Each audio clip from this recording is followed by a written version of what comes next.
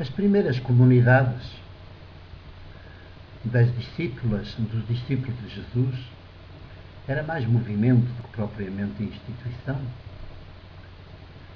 As primeiras comunidades, aquelas que tinham sido,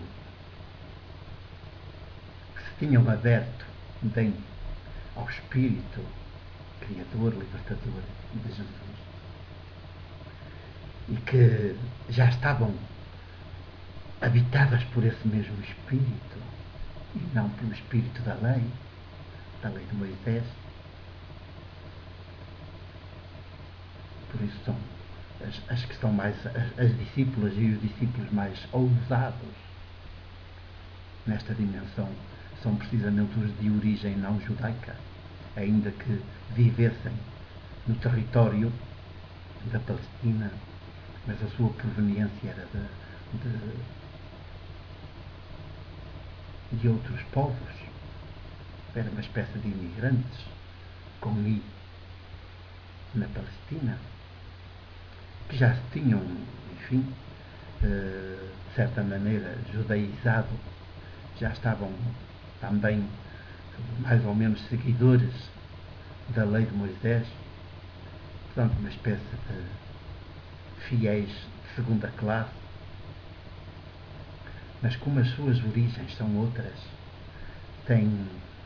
não têm tão arraigado nas suas mentes aquela ideologia nacionalista, aquele fanatismo todo,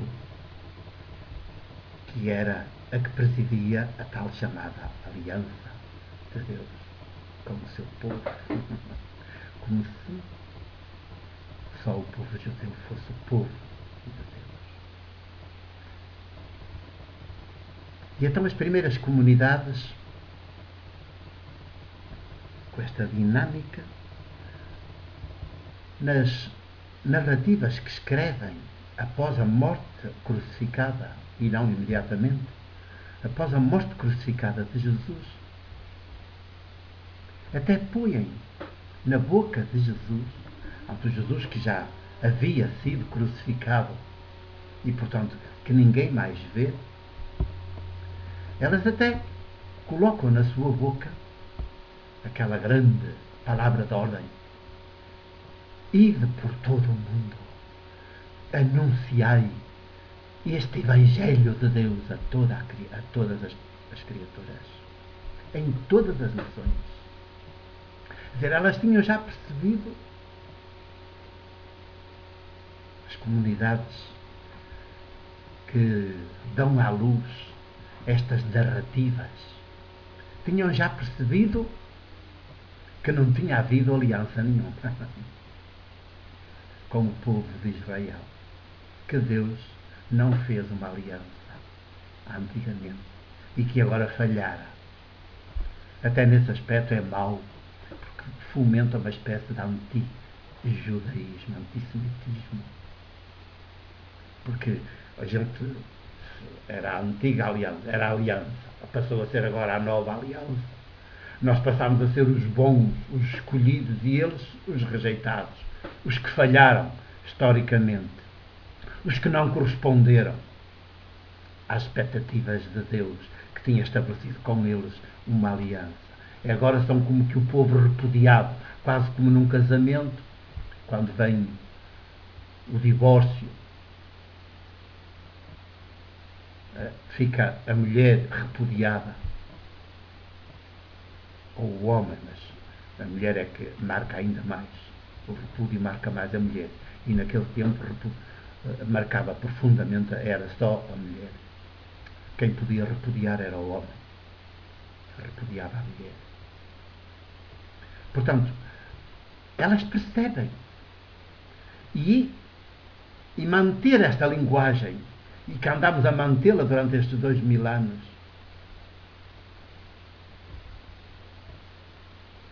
até fica mal. Pode ser uma espécie de fonte de antissemitismo.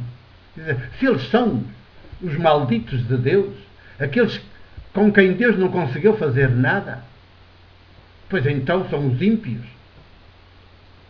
e nós os bons. E cá está o fariseísmo outra vez. Agora católico, ou cristão, ou de Jeová, ou lá do que for. Porque quando entra religioso, aí está fanatismo, aí está idolatria, aí está desvio do humano. E o humano, à medida que cresce em religioso, está a diminuir em humano. É tremendo. Mas o sistema é assim. E então as comunidades parece que entenderam, felizmente, isso. E deixam-no nas suas próprias narrativas, bem claro. Quer dizer, era preciso levar esta boa notícia de Deus a todas as nações. E a boa notícia de quem é? Não é uma doutrina. A boa notícia é Jesus. A boa notícia de Deus é Jesus. O ninguém, filho de ninguém. Ou, por outras palavras mais históricas, o carpinteiro, o filho de Maria.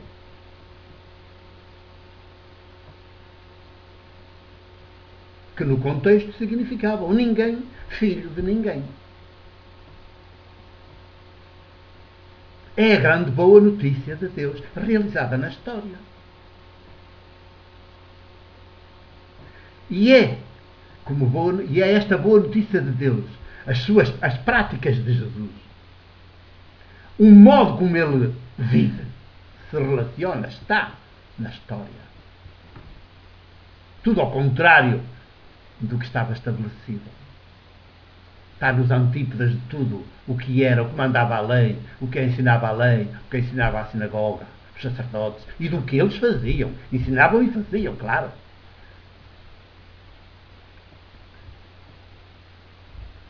As comunidades captaram isso em Jesus as primeiras e deixam-no nos seus testemunhos escritos, nas suas narrativas.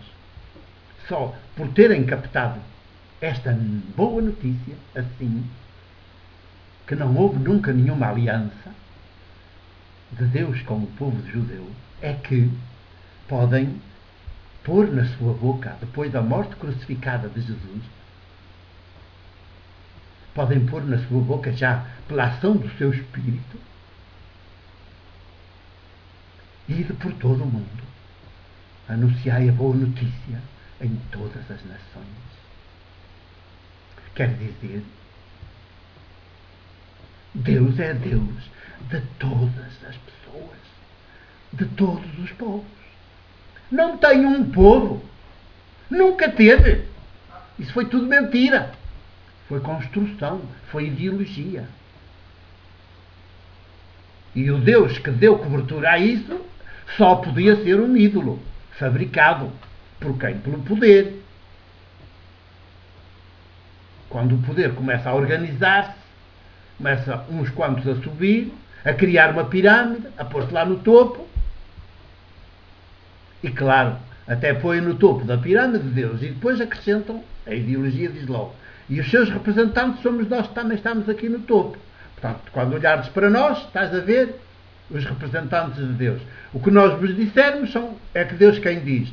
As ordens que nós dermos são ordens de Deus. As interpretações que nós fizermos são as interpretações de Deus. É a sua vontade que vós temos de fazer, de realizar. Sou apenas de excomunhão. Portanto, de exclusão, de assassinato, cruento ou simbólico. As primeiras comunidades entendem. Mas, como eram na sua formação, no seu contexto cultural, elas ainda usam a linguagem e falam de nova aliança, como se tivesse havido uma antiga que estaria agora ultrapassada. Não tinha havido nenhuma. Tinha sido, era uma grande construção ideológica e por isso idolátrica, para justificar o poderio da casa de David e as ambições das suas élites.